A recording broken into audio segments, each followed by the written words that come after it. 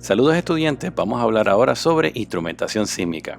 En este primer video vamos a ver lo que es un sismoscopio, la diferencia con un sismómetro y un sismógrafo, y vamos a ver cuál fue ese primer instrumento. Los primeros sismógrafos fueron mecánicos y el desarrollo de ese sismógrafo tiene más de 2000 años. Ha sido un verdadero logro intelectual. El sismógrafo consiste esencialmente de tres partes, o sea que no podemos llamar un sismógrafo algo que no tenga todas estas tres partes. Número uno, necesita tener un sismómetro. Así si se fijan, la diferencia entre un sismómetro y un sismógrafo es que el sismómetro es lo que responde al movimiento del suelo. Así que el sismógrafo contiene el sismómetro. Debe tener la capacidad de grabar el tiempo, por lo tanto también tiene que tener un cronómetro. Y finalmente tiene que tener la capacidad de preservar el grabado. Pues tiene la capacidad de grabar o que preservar el desplazamiento del movimiento del suelo y también que grabe cuándo fue que ocurrió ese desplazamiento. Por lo tanto, un objeto que no provee un récord permanente del movimiento no brinda ningún tipo de información sobre el terremoto. Por ejemplo, un árbol está sujetado al suelo, por lo tanto, cuando venga la onda sísmica, el árbol se va a jamaquear, pero no me va a decir cuánto se movió.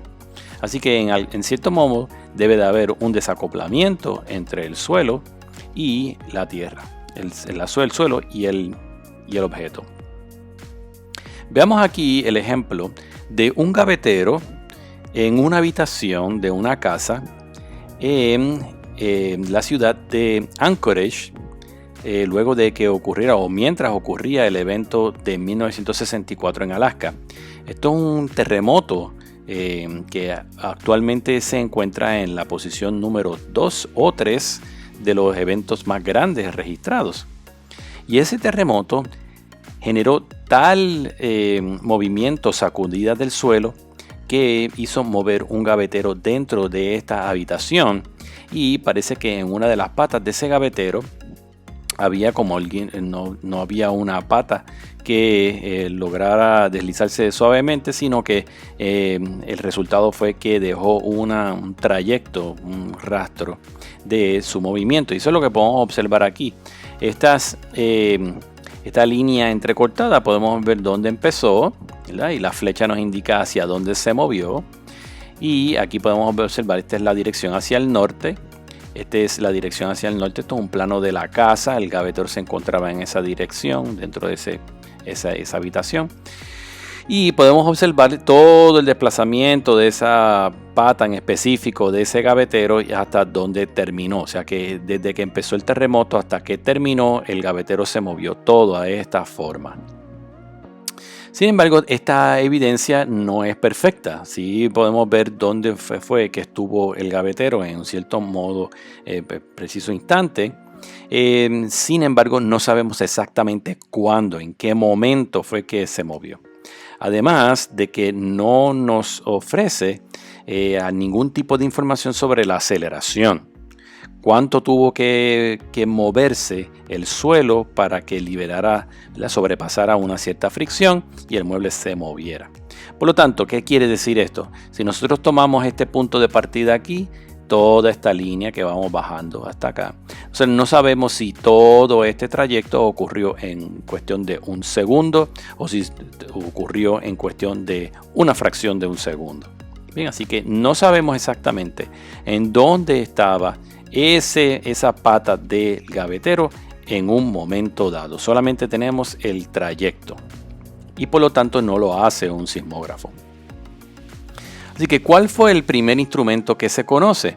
Pues está adjudicado a este señor, es un chino llamado Chang Heng, que para el 132 DC desarrolló un instrumento que no se conoce como un sismógrafo, se conoce como un sismoscopio. Y no es un sismógrafo porque el sistema que él había desarrollado no tiene la capacidad de preservar una serie de tiempo. Solamente responde al movimiento del suelo, o sea que no lo graba. Así que podemos observar aquí esta urna que tenemos aquí en el centro. Tiene unas cabezas de unos dragones, y esas cabezas de los dragones, en cada una de esas hay una pelotita, y esa pelotita se supone que caiga en el fondo de estos sapos aquí abajo. Así que ustedes podríamos observar, hay diferentes versiones de este sismoscopio. A través de las diferentes dinastías chinas se iba modificando y básicamente tenía diferentes diseños en la parte de afuera, pero en realidad el mecanismo siempre fue el mismo. Decía que si nosotros abrimos un sistema de esto, podríamos observar un soporte a una masa que está libre para moverse, y esa masa está conectada a unos segmentos. Si se fijan ahí, tiene como una especie de soporte, y esos segmentos están unidos a cada cabeza de dragón, donde en la cabeza de los dragones pues, se pueden observar esas canicas o esas pelotas. Así que en cierto modo lo que sucedería es que cuando pasa el terremoto, esta urna, ¿verdad?, que es bastante grande, pesada, aquí podemos ver otro modelo distinto, se mueve todo el frame del sismoscopio, y para todos los propósitos esta masa, que es bastante pesada, pues se queda en su sitio por inercia y cuando pasa la primera onda sísmica. Por lo tanto, empuja, ¿verdad? Digamos que la onda sísmica viene de lado, esto empuja este segmento que tenemos aquí, liberando así la canica que tiene en la boca del dragón y cae en la boca del sapo. Cosa de que cuando tú vinieras después de que ocurriera el terremoto y vinieras a ver, solamente te podría decir de dónde es que vino probablemente la onda que tenía mayor movimiento del suelo. Así que esto concluye entonces nuestra primera intervención sobre instrumentación sísmica, hablando sobre sismoscopio, sismómetro y sismógrafo, y ese primer instrumento desarrollado por Chang'e en China.